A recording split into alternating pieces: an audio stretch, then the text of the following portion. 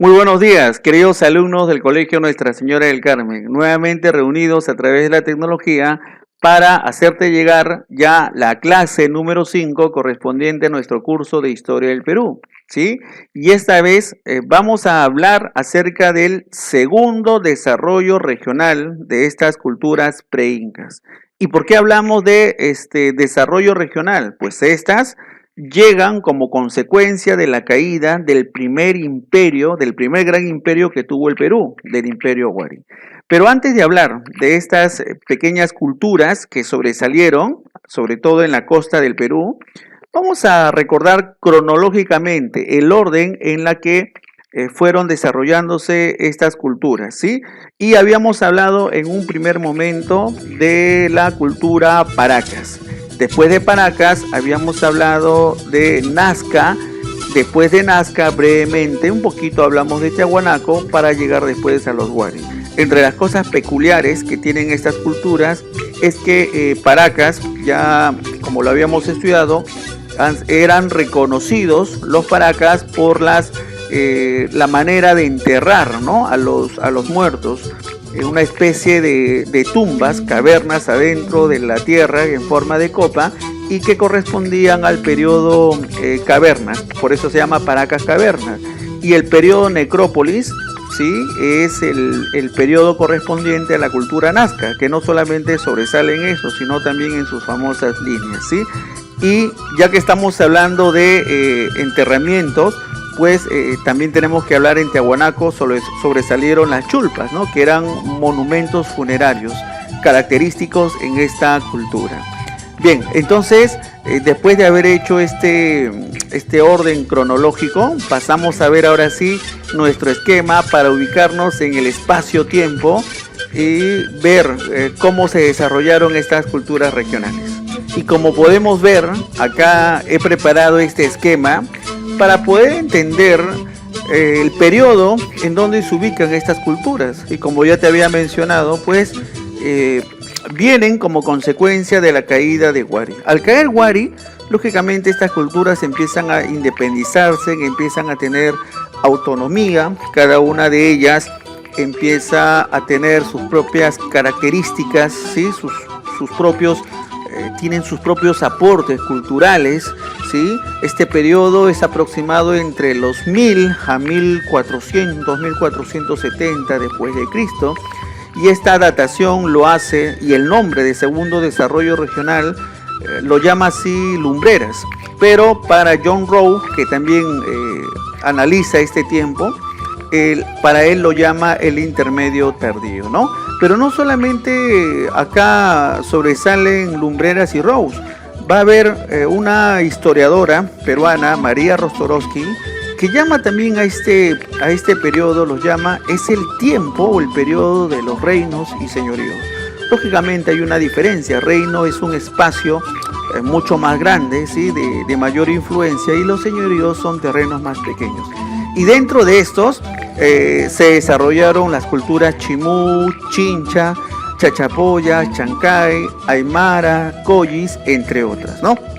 Entonces, estas son las grandes culturas. Hay que recalcar que dentro de estas culturas regionales también están acá la Inca, ¿sí? La Inca. Pero, ¿por qué lo hemos puesto en la parte derecha como imperio? Porque esta Inca va a empezar a crecer, a desarrollarse y a conquistar pueblos. Y la conquista de pueblos, la expansión de su gran cultura, va a hacer que al final llegue a convertirse pues en un imperio. Por eso es que está aparte, ¿no? Entonces es bueno tener en cuenta eso, que los incas empiezan conjuntamente con los chimús, con los chinchas, ¿sí? Y al final van a ser los incas, ¿no?, quienes conquisten a todas estas culturas regionales, convirtiéndose pues en el segundo y último gran imperio que tuvo el Perú hasta la llegada de los españoles, ¿sí? Entonces, después de haber visto este tiempo cronológico en donde desarrollaron estas culturas, pues vamos a hablar hoy día acerca de la cultura chimú. Sí, la cultura chimú, famosa por su cuchillo ceremonial o llamado también tumi, pero de eso vamos a hablar un poco más adelante. Y lo primero que tenemos que hacer es ubicarnos, ahora sí, en el espacio geográfico. En nuestro mapa del Perú vamos a ver que la cultura chimú se desarrolla en la costa norte del Perú, ¿sí? Que tiene su localización como ciudad central en el departamento de La Libertad, y desde ahí se expande por el norte, llega hasta el Tumbes, hasta la frontera con Ecuador, y por el sur hasta Lima, ¿no? Específicamente hasta Barranca, ¿sí? Y dentro de esta localización, el espacio donde se desarrolla esta cultura, pues la ciudad cosmopolita, ¿sí? La ciudad religiosa, la ciudad política, el eje de esta gran cultura, va a ser pues la ciudad de Chanchán, que está ubicada a 5 kilómetros de la ciudad de Trujillo. Y vamos a hablar un poquito de Chanchán, ¿sí? Como vemos acá en las imágenes, esta ciudad es grande, es una ciudad cosmopolita. Chanchán es igual a decir la ciudad de barro, es la gran fortaleza que predomina a 5 kilómetros de la ciudad de Trujillo. Y se caracteriza porque en sus paredes vamos a encontrar muchos grabados de figuras zoomorfas, ¿sí? De figuras geométricas, olas de mar, ¿sí? Y dentro de ella vamos a encontrar talleres, templos, pirámides, calles, murallas, canales, ¿sí? Una especie de depósitos, talleres, veredas, barrios de trabajadores y cementerios. Pues como ya te había dicho, ¿no? Es una gran ciudad, pero hay que acotar de que no solamente esta ciudad de barro, que es la cosmopolitan de los chimús, no solamente hemos encontrado ahí en La Libertad, sino también hay otras fortalezas que los vamos a mencionar. Hay otras fortalezas que también están presentes dentro de la costa peruana, ¿sí? Y que corresponde a esta gran cultura. Ahí tenemos a Mocupe, ¿sí? A Pacatamú, Chanchán ya te hablé, Manchán, ¿sí? Manchán, Farfán, Tucum, entre algunas. Y podríamos decir que es la segunda fortaleza más importante, la que se encuentra en Barranca, en Lima, la fortaleza de Paramonga.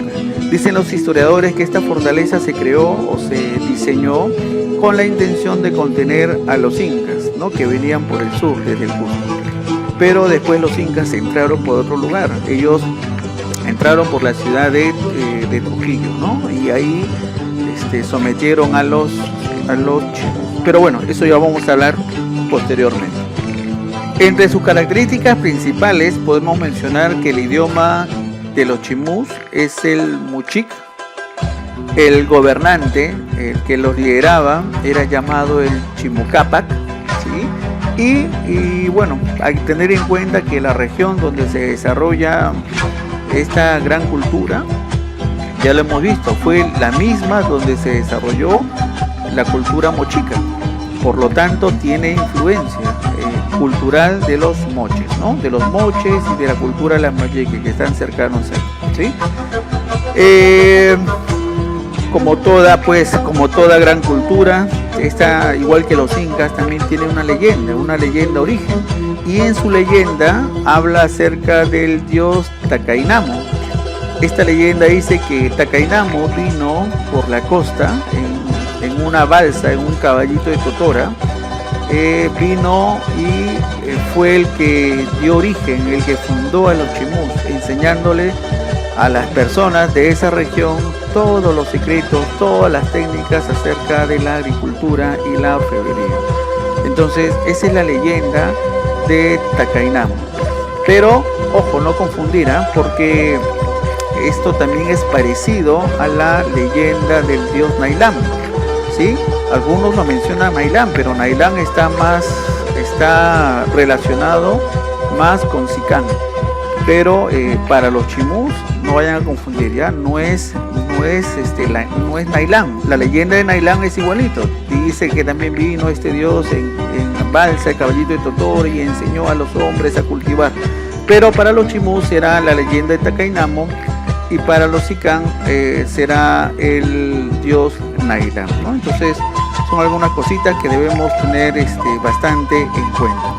Y ya que estamos hablando pues de Takainamo, según la leyenda los enseñó a cultivar los secretos de la técnica agrícola. Pues hay que mencionar también que sí, efectivamente supieron trabajar muy bien la agricultura, y una de las tantas tecnologías hidráulicas que adoptaron y adecuaron a ese valle de Moche fue la construcción de chacras hundidas, o también llamado huachaques, ya las huachaques, una especie de chacras hundidas por donde pasaban el agua para regar toda esa parte del terreno, ¿no? Entonces podríamos decir con seguridad que los huachaques más importantes pues del antiguo Perú fueron desarrollados por los chimús, ¿sí? Ahora pasamos a ver un poquito de la orfebrería, que es el trabajo con el metal de los chimús. Y ella pues sobresale grandemente porque, primero, ellos tienen gran influencia de la cultura Sicán o Lambayeque. Por eso ellos elaboraron finas joyas en oro y plata. Sí, elaboraron, como lo vemos en las imágenes, vasos, orejeras, pectorales, brazaletes, máscaras, coronas, en fin, y los famosos tumis, las que ya te había hablado, que son los cuchillos ceremoniales, ¿no? Entonces, en esto son muy reconocidos los chimús. El tumi, hay que también señalar. El tumi si tú ves el tumi, lo ves en un libro de historia o en primaria, tú ves el tumi y lo relacionas con chimú. Pero hay que decirlo que el tumi es propiamente herencia de lo que trabajó la cultura Sicán. Y los chimús lo asimilaron, también lo trabajaron esa forma, ¿no? Pero si hablamos de relación, el tumi pertenecería a la cultura Sicán, ¿sí? Pero eso no deja de admirar el gran trabajo que tenían los chimús, ¿no? Entonces no solamente fueron influenciados por los Sicán o por los lambayeques, sino que mejoraron esas técnicas, haciendo pues, como ya te había mencionado, que sus grandes orfebres se fueran al Cusco cuando los incas invadieron. Y ya que estamos hablando pues de los incas, llegamos al tiempo en que esta cultura, en el año de 1470, sucumben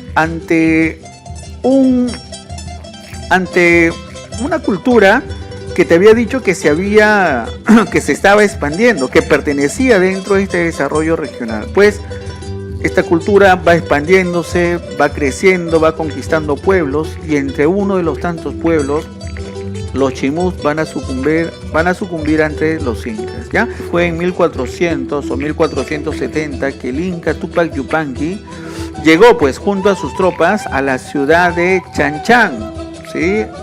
Y tras varios enfrentamientos, Túpac Yupanqui logró sitiar el lugar, destruyendo todos los túneles que suministraban agua a toda la ciudad.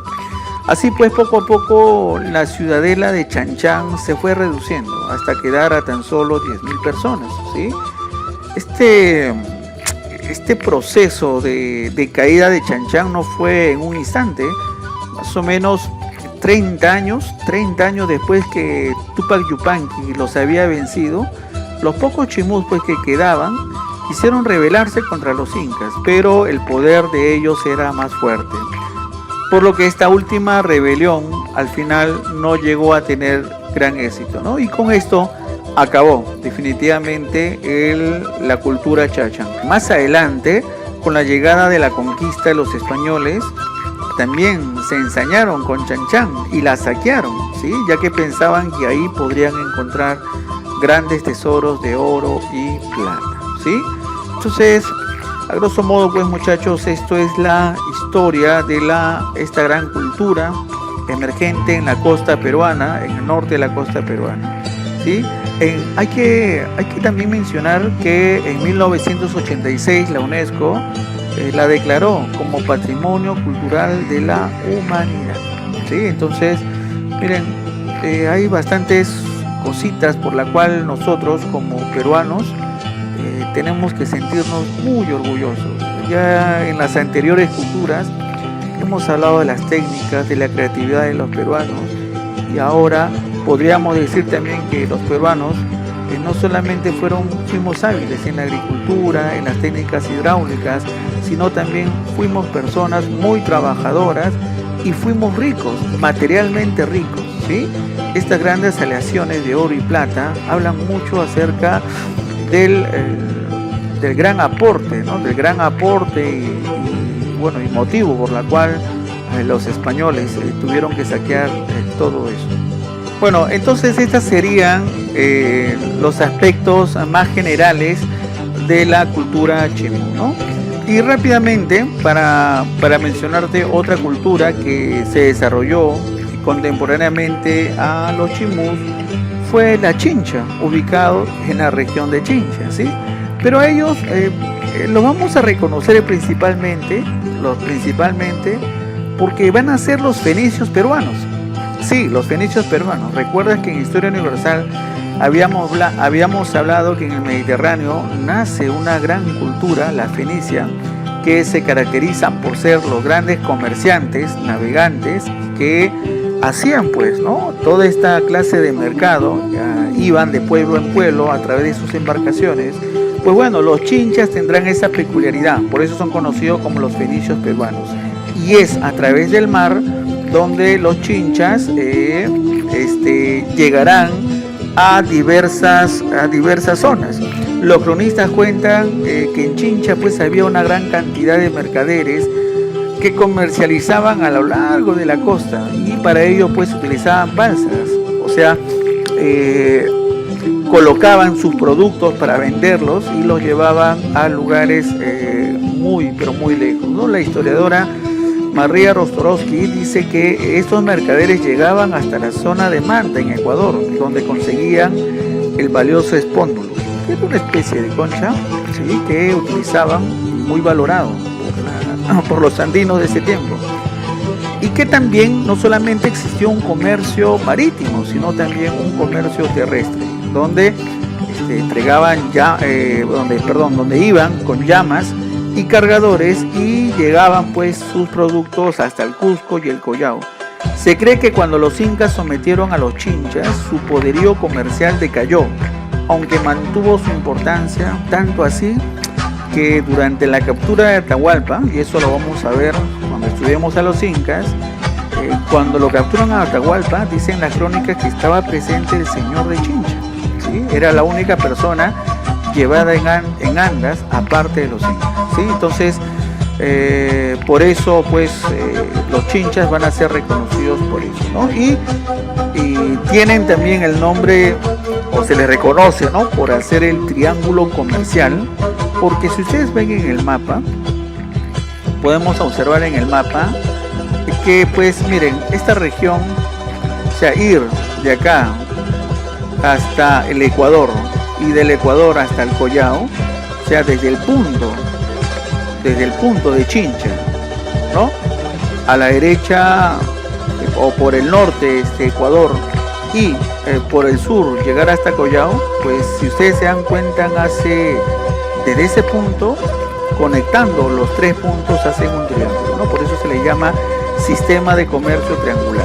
Por ello van a ser reconocidos los chinchas. Pues bien, muchachos, hasta acá hemos estudiado entonces a la cultura chimú principalmente como representante, ¿no?, de este segundo periodo de desarrollo regional antes de llegar al gran imperio inca. Y como todas las culturas estudiadas anteriormente, vemos pues de que tienen muchas cosas importantes que hasta hoy, ¿no?, han pasado los siglos y sus estructuras, sus fortalezas de barro, ¿sí? Sobre todo en Chanchán, allá en Trujillo, sobresalen a pesar del tiempo, ¿no? La gran fortaleza, la gran ciudad de barro es hoy comparado en la importancia, en la magnitud, con lo que es Machu Picchu allá en el Cusco, ¿sí? Porque los dos son fortalezas, los dos son ciudades, ¿sí? Y los dos, al ser ciudades, pues, tenían pues toda esta especie, ¿no?, de barrios, canales, templos dentro de ellas, ¿no? Y albergaba a una gran cantidad de gente. Entonces, si en la sierra tenemos a Machu Picchu, pues en la costa nosotros, la gran ciudadela, tenemos a Chanchán como representantes de la costa. Entonces, estos serían los aspectos más generales de esta cultura. Y conmigo será hasta la próxima semana en la sesión número 6. ¿Sí? Te espero.